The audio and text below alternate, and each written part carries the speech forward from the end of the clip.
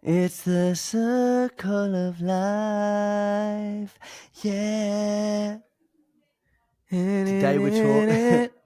Oh, You were sorry. a big fan of what did you used to call him? Fat Reg back in the day.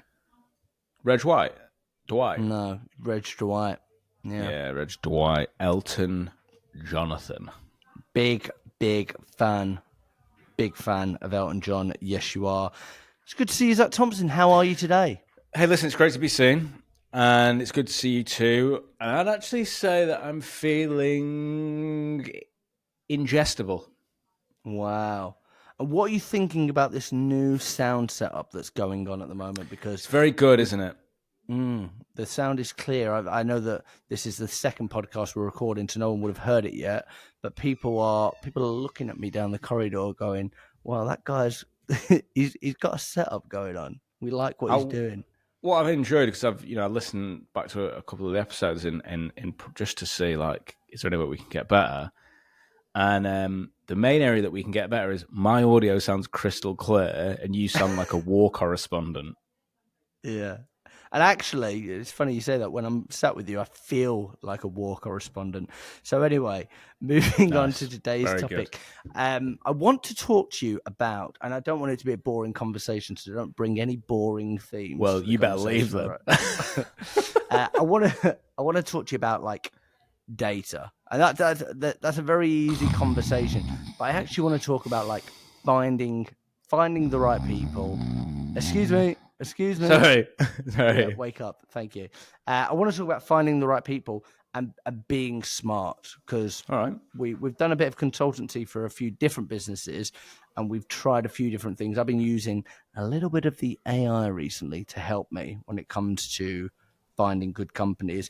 And for anybody that's using certain tools, there are probably a few things that I didn't know up until maybe 6 months ago that might be a game changer. So the first thing is going to be, where do you get data from? I need data, okay? Now, when we started the business, we didn't even know that data was a thing. You were out there calling gatekeepers, getting older people's nans and saying, "Oi, put me in touch with Deborah." I was. So when you think about like data, I know that we use a few. Where's your where do you push people towards if they're saying, "I need some data, I need to get hold of people on the mobile number"? Well, I think the two leaders in the space, if we're talking pure data, like actual purchasable data. Is that what you want me to start? Hard, fast data. All right. If you've got the budgets permit, there's two tools that if you've got the luxury, put together, become a powerhouse. I don't know if it's possible for one to buy the other, but they should definitely think about it and move towards global domination. And those two are Cognizant, Cognism. Beautiful. Mobile numbers galore. Really good. Oh, is that Debbie? Yeah. How did you get my number? Because it's locked in a vault somewhere. Well, Cognizant gave it to me. Verified. Exactly. And the other one is Zoom Info. Now, predominantly we use Zoom Info for US dialing. But I believe there's some nice overlap worldwide between the two of them. So having those two as a central tool is a really powerful thing. And then we've got the luxury of saying, just give me the mobile numbers. Just give me the decision makers. They've started to incorporate AI in there as well. So you could ask it things like, I just want to deal with this company. Find me all the companies that are similar. Bang. There's your next lead list. You don't have to go around doing the guesswork because the man who guesses first guesses last. Yeah, he guesses fucked. What about you then? What do you have to say about Cognizant and Zoom Info and data? A little trick that I've found recently, you probably don't do this because it's quite a smart thing to do, is have you heard of SIC codes and NAIC codes? You know about these? I think it's like a skateboard trick. Yeah, it's like an ollie. Basically, every industry and sub-industries will have a code. So manufacturing, industrial engineering, mate, I know industries. They'll have a code attached to it. So actually, when you're trying to get very, very specific, one of the things that I think people struggle with is, especially using like LinkedIn Sales Nav and Cognizant and Zoom Info, is it's very like your industry is your industry, but it's like advertising or marketing. It's so broad. So then all of a sudden you're going through and like you're dialing, but it could be like marketing could be one of many things. So what you want to really do is be very, very niche. One of the other things I like doing is using ChatGPT to say, right, okay, think about like who your 5 dream customers would be. These are my 5 dream customers.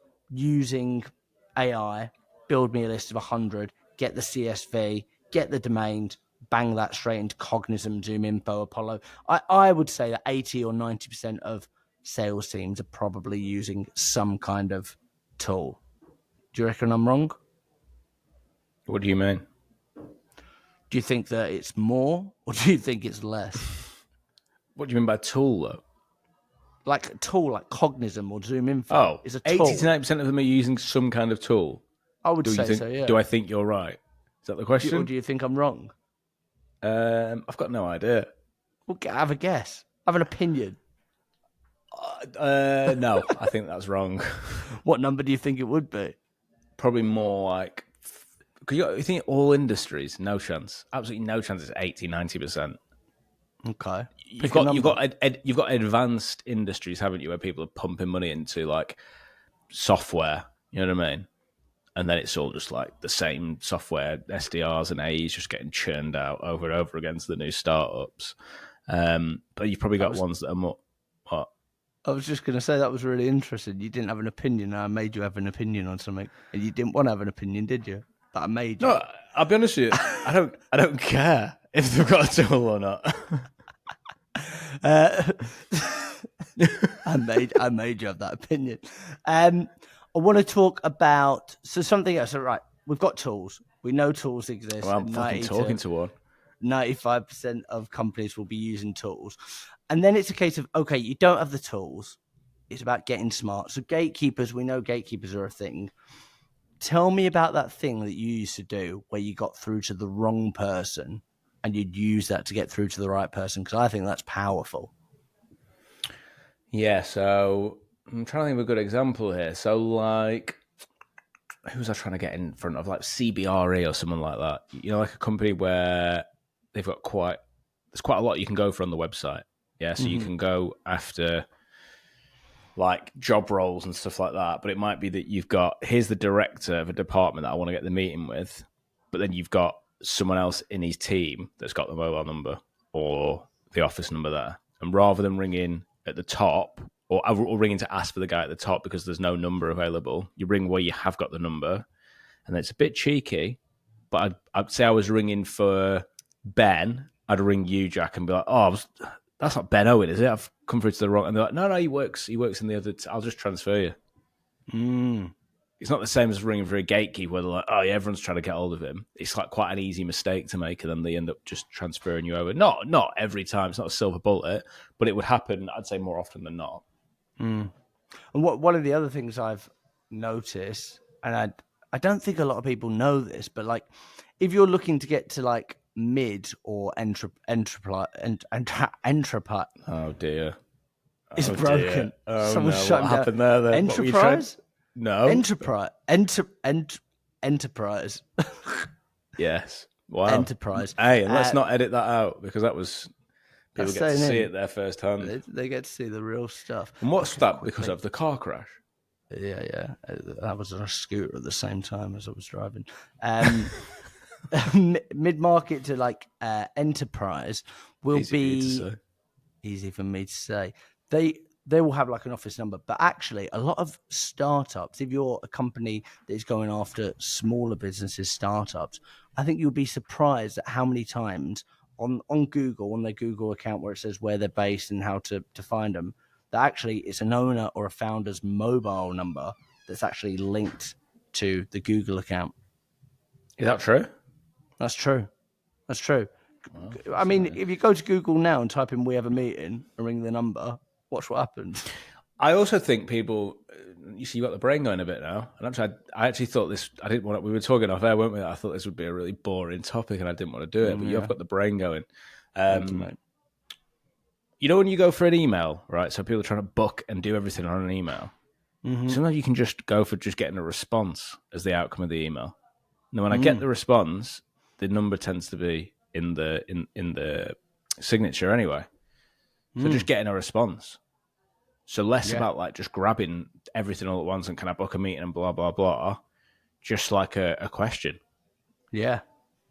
And so a few examples of that. My favorite one is, John, I'm trying to speak to somebody who deals with procurement. I'm guessing you're the wrong person? ? Yeah. Yeah, We can exactly. get a sponsor.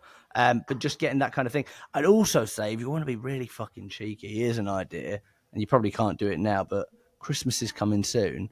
Do an email cadence with all your dream people that you want to speak to and run it from the 24th of December to the 1st of January. And the amount, or August is available, the amount of out of offices you'll get with numbers, game changer. Feels quite sneaky though, this, doesn't it? I mean, working in sales, it's not about being sneaky, it's about working smart. And you've got to think outside of the box. Go on, attack me. No, I'm not gonna. No, go on, attack me. No. Listen, I really enjoy it. I enjoy all of it. I enjoy it all. And I'm happy to share that with you, my enjoyment. Okay. Have you got any more tips or tricks for anybody that's trying to get through to their dream prospects? They've added them on LinkedIn. They've not accepted. They've emailed them. They're not replying. Any other things outside of the box where you can get the brain ticking? Start a podcast. Start a podcast? Yeah, I spoke to a guy. I spoke to a guy once, right? And I said, he was telling me what we do. I was telling him what we do, and he's asking about conversion rates and stuff like that. And he looked absolutely blagged, and he was like, "No, it won't work. I'm converting 100% at the minute." I was like, "You're converting 100%?" And he's like, "Yeah." I was like, "How are you doing?" He's like, "I just started a podcast, and because the people I'm after, it's quite a niche pool of people. It was like 250 people he can work with, something like that. I just invite all the decision makers onto the podcast, and all we talk about is the problem that I solve for the whole podcast." Genius. And then at the end, they just like ask me a few questions about, "Oh, well, are you really as passionate about that?" No, it's something we're really trying to solve. "Oh, crazy, because I might be able to help you with that." And then he books a meeting with it. But it's almost like the podcast episode is like a massive discovery call. Wow. So what are we doing here then? I don't know, I'm talking to you about fucking bullshit about 90% of businesses got Cognizant or not. I hope so, but the answer's no. It was No, they don't, mate. It's not 90. It's not 90%. I think it's about 20 to 30%. So I don't know where you've got 90% from.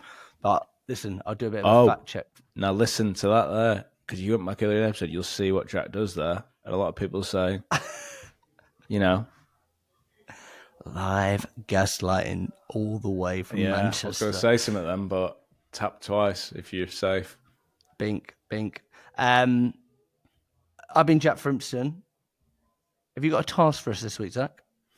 I have actually got a task for us this week, yeah. I'd like you to send Will Grassoff a message saying, "I really want to get into recruitment,